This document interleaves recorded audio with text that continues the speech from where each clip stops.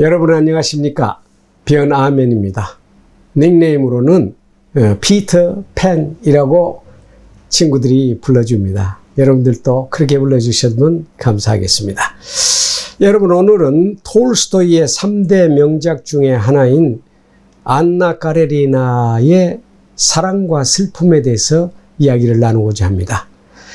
한 여인이 사랑과 행복을 찾아서 애타게 자유를 갈구하지만 그 자유와 사랑을 얻지 못하고 결국은 슬픈 생을 마감하는 이야기입니다. 배경은 러시아의 19세기, 제정 러시아의 말기입니다. 원래 러시아라고 하는 나라는 동방 징기스칸을 비롯해서 동방의 영향을 많이 받았던 나라입니다. 수백 년을 지배를 받았으니까요. 그리고 농사를 중심해서 지주들이 농사 짓는 농노들과 함께 열심히 함께 공감하고 일하면서 산업을 건설해 나갔던 그런 나라인데, 서양의 모방을 급속하게 받아들이게 됩니다. 특별히 펴트르 대제에 의해서 수도가 모스크바에서 상트페테르부르크로 바뀌어지고 동방 문화의 국가에서 서양 산업을 중심한 상업을 중심해서 모방해가는 시기 그 마지막 제정 러시아 말기의 사회입니다. 서양 문화는 아시다시피 기사도가 중심이 되죠. 그리고 상업이 발전하고 산업혁명이 일어나서 산업이 발전합니다. 거기다가 무도회를 중심해서 그 사교계를 중심해서 귀족들은 생활하게 됩니다. 일하는 사람들은 그저 서민, 천민들, 농노들 이런 사람들이 열심히 빼빠지게 일하면 그 세금으로 착취해가지고 부자들이 이 사회 사교계를 이루어서 살아가는 그런 귀족 사회. 그래서 점점 공산주의의 칼 막스를 중심한 공산주의의 그 혁명이 무르익어가고 있는 그런 귀족 사회, 타락한 귀족 사회의 마지막 시기를 장식하는 때에 여기 프랑스와 영국을 열심히 모방하는 러시아의 그 배경을 중심으로 해서 이 안나 까레리나가 시작하게 됩니다. 그 내용을 간단하게 말씀드리면은 귀족으로 아름다운 여인 안나 까레리나와 그리고 그 조금은 고리타분한 남편 알렉세이가 귀족 사회에서는 누구나 부러워하는 평범한 부부였습니다. 그런데 어느 날 안나는 오빠 스테판이 바람을 피워가지고 가정에 큰 불화가 일어나고 이제 가정이 파괴할 지경이 되었다고 호소하는 바람에 네가 와서 언니를 좀 달래달라 하는 바람에 이제 고향을 떠나서 오빠의 집에 가서 언니를 달래고 또 그것이 성공해서 이제 집으로 돌아오는 길에 역에서 운명의 브론스키 청년을 만나게 됩니다. 그 브론스키 청년이 기마베의 장교로서 아주 멋지게 생기고 아주 누가 한눈에 봐도 반하지 않을 수 없는 그런 미남 장교입니다. 거기다가 귀족이죠. 서로는 운명의 만남을 기억하게 되는데, 그러나 이 안나는 이미 결혼한 유부녀이기 때문에 아무리 당시 사회가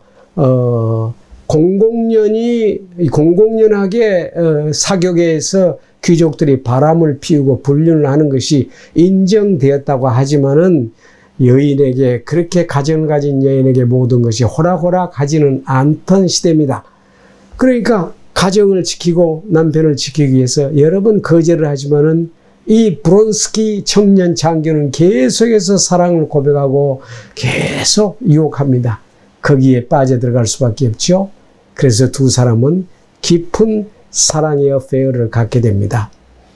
나중에는 두 사람이 동거를 하게 되고 임신까지 하게 되는데, 이 안나 까레리나는 남편 알렉세이에게 이제 이혼해달라고 요구를 하지만은 알렉세이는 이제 고민을 합니다. 세 가지 길이 있죠. 하나는 연적인 상대에게 결투를 청해서 생명을 걸고 결투를 해서 해결하느냐, 아니면은 당시 사회가 그랬으니까요, 아니면은 이혼을 해주고 깨끗이 헤어지느냐, 가정 파탄이죠. 그렇지 않으면 체면을 지키기 위해서 모든 것을 무시하고 현실을 그대로 받아들이고 없는 것처럼 그렇게 무시하고 살아가느냐, 결국 체면을 중시하고 고리타분한 이 알렉세이 남편은 결국 이혼을 해주지 않고 무시를 하고 맙니다.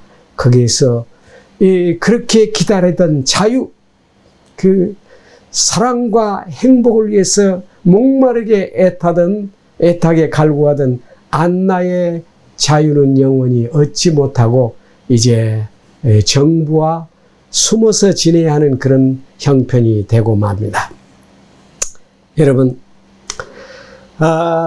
결국 두 사람은 불륜의 사랑에서 헤어나오지 못하고 임신까지 하지만은 자유롭게 사랑을 나눌 수 없게 된 상황에서 여러 가지 사회적인 제약을 받게 되죠. 아무리 공공연하게 용인되었다고 할지라도 뒷전에서 손가락질하고 사교계에서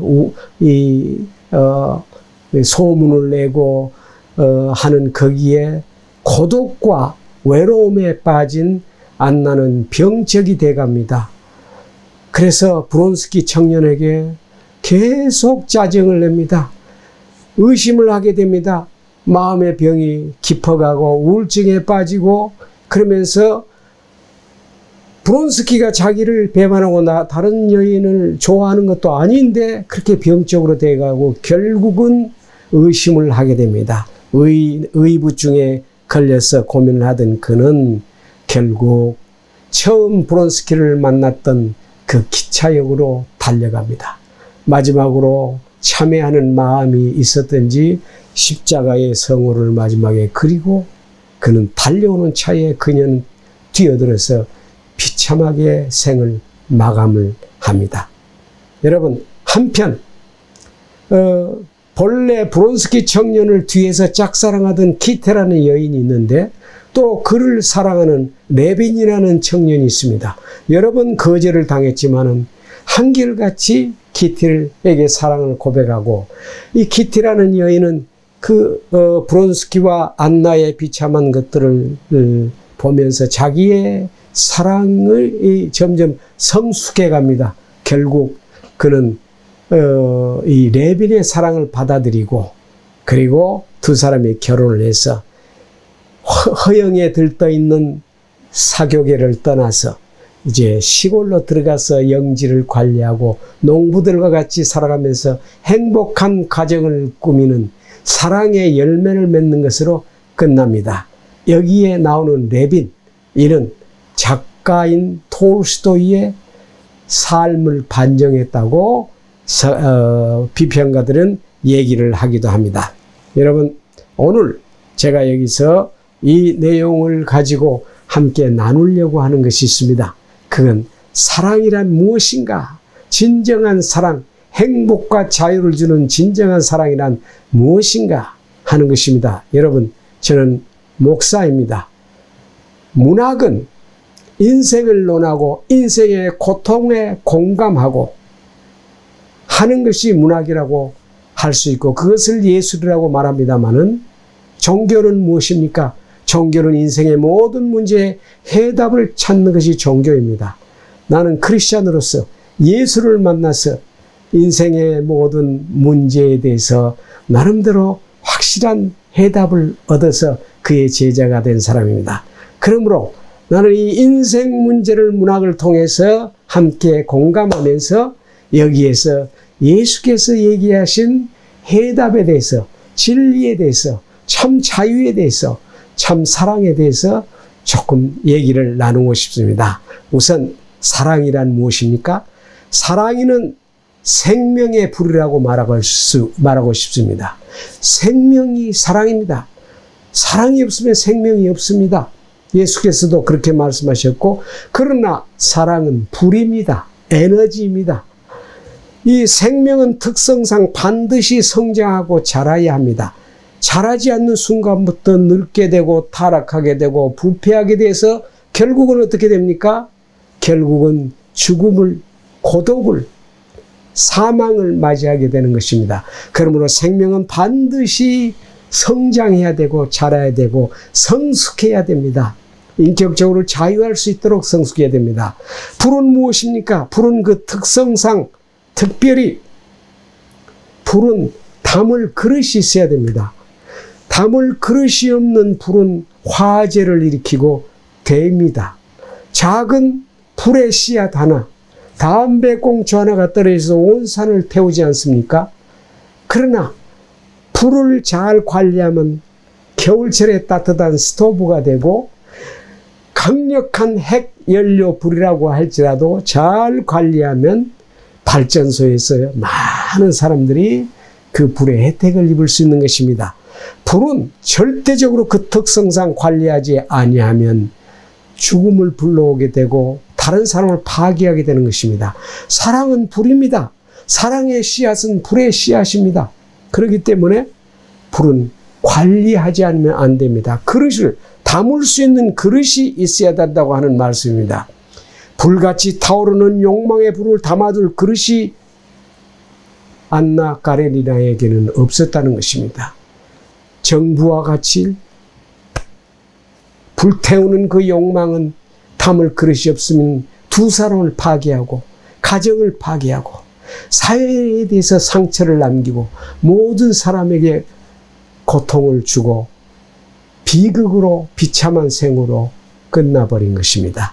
그래서 우리가 배워야 하는 것은 무엇을 배워야 하겠습니까? 담아둘 수 없는 불은 택하지 말라는 것입니다. 성숙한 사랑은 생명의 불이라는 사실을 기억합시다. 성장하지 않으면 썩고 늙고 타락하여 결국 고독이라는 정신적 죽음, 병적인 상처와 비참한 최후의 열매를 거둘 수밖에 없는 것이 아니겠습니까? 불씨라도 절대로 담아둘 그릇이 필요하고 잘 관리하면 겨울에는 참 멋있는 좋은 것이 되지만 그렇지 아니하면 어렵습니다. 이것은 단순하게 결혼이라는 제도적 그릇만 말하는 것이 아닙니다. 자신이 감당할 수 있는 인격적인 그릇이 더 중요하다는 것입니다. 여러분, 사랑의 대상을 고를 때 여러분들은 누구를 택하겠습니까? 사랑의 대상은 보통 두 가지 종류가 있다고 하죠. 플레이보이 스타일이 있고 또 카우보이 스타일이 있는 것입니다.